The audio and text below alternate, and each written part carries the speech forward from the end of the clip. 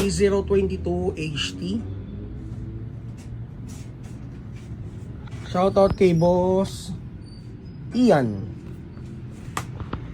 Isa to sa mga budget meal units natin. So full metal unit, may kasama siyang case, may kasamang LiPo battery at saka charger, may kasama na rin BBs. And spring, may kasama na rin. For high FPS. Charger, may kasama na rin.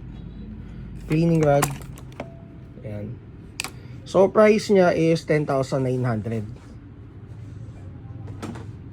Kompleto na.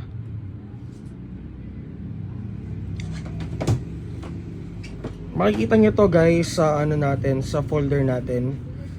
Budget meal folder natin sa Google Drive.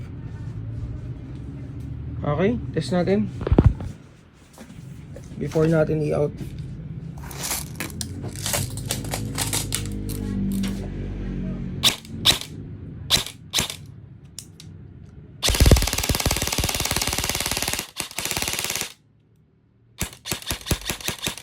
FPS niya out of the box 380. Yan guys.